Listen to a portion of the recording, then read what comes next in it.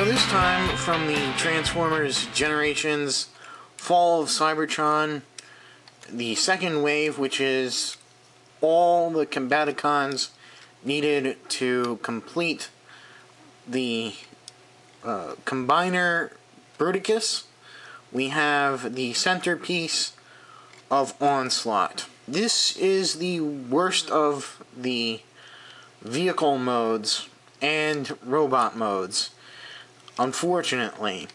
I mean, it should have been the linchpin. Both robot and alt modes are really kind of secondary to the torso section of the combined form of Bruticus. Now, granted, all the others are kind of like in between Scout and Deluxe. This should have been a full Deluxe size figure, and it isn't. It's a mess. It's got the weapons here that look downwards towards the ground. I don't know. You're gonna have to get very close to get any, hits on people. I mean, maybe that's what he likes to do. So hollow in the back here, and just tiny. Not what you would think of Onslaught. Onslaught in the vintage figure, his alt form was a flatbed truck, and while smaller than the, let's say, Optimus Prime, which was another truck, he still looked pretty menacing compared to the other vehicles. And this vehicle is actually quite smaller than some of the other Combaticons. I think if they went bigger, they could have done a lot more with the figure in all its modes instead of just sacrificing both the robot and alt mode for a good torso section. I guess, I'm sure they wanted to keep all the price points around the same, and so they didn't want to have a larger figure that cost a little bit more. Let's get into the let's get him into his robot mode. First, we're going to take off the guns here, and you can already, you can see from the alt mode, you can already see Bruticus's head right there, and his arms are just sticking up there. And really, it's blatant that he's going to transform into a robot. We'll just flip those little pieces up, untab the back pieces here to fold down the legs.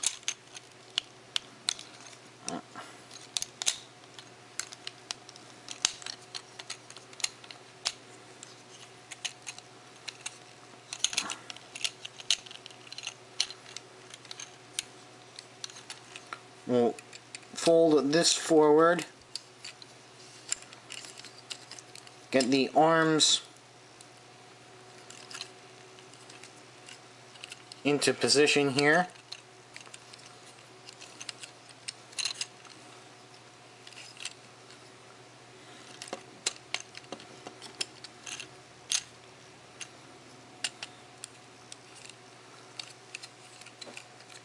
Pop the head up,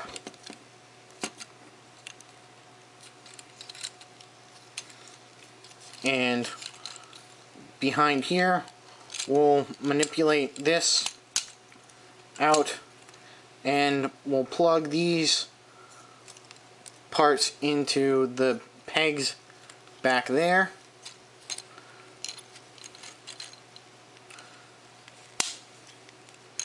And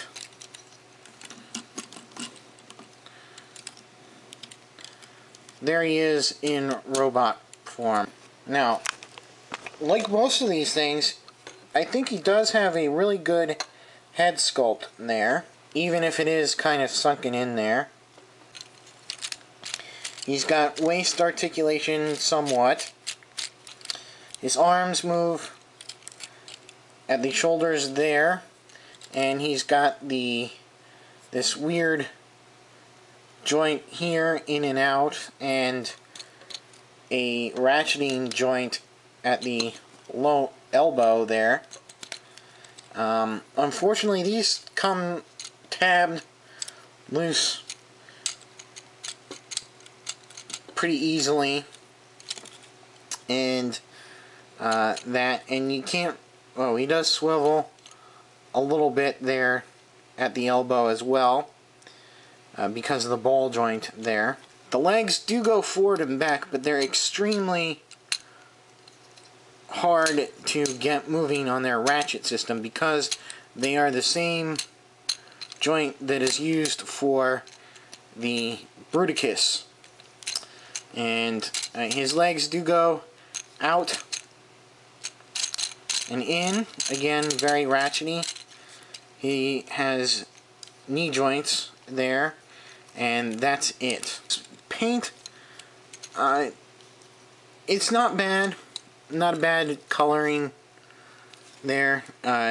It could have been worse, and he can use his gun here in robot mode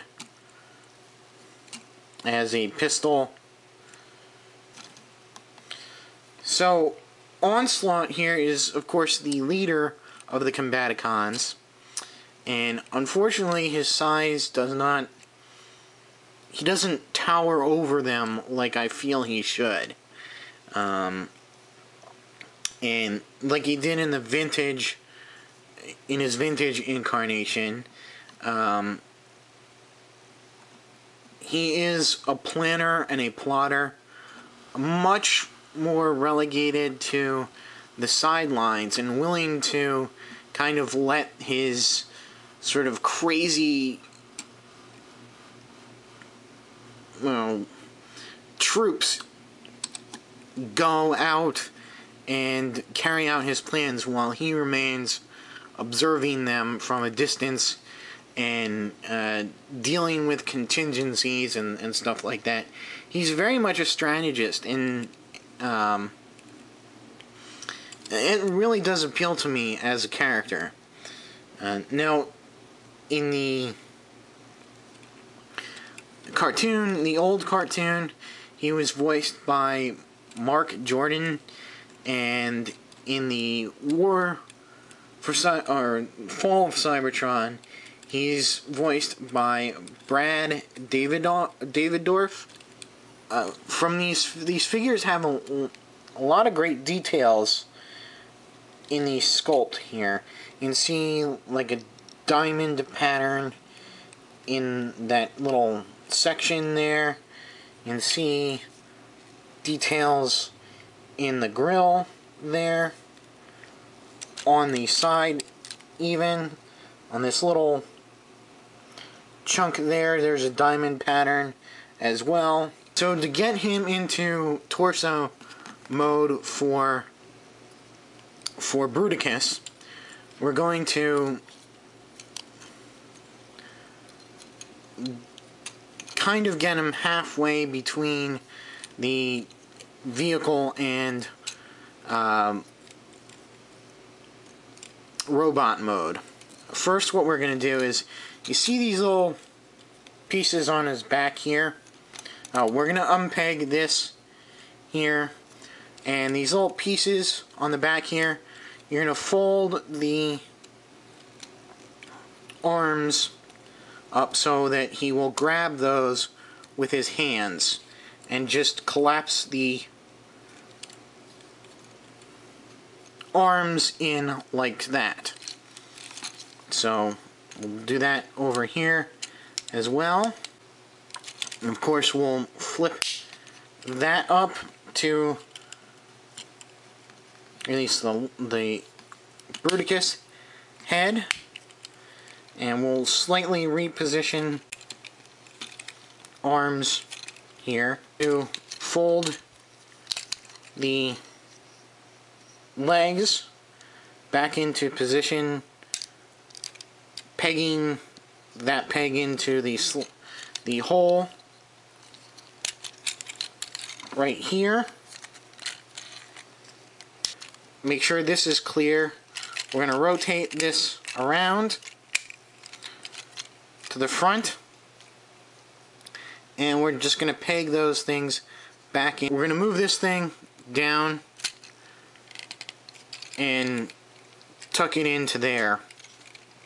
So he has waist articulation, and that's it. We're ready to assemble him into Bruticus. There's a problem with the gun piece here, is that pegging it into all the various pegs on the figure is taking its toll on the plastic. Now, if you can tell, there's several stress marks on the spots where you peg it in there, and that's really worrisome because, you know, if these snap off, then it's not going to be able to stay in vehicle mode. I just thought you might like to be aware of that. So stay tuned, and we'll come back and do the combined form of Bruticus.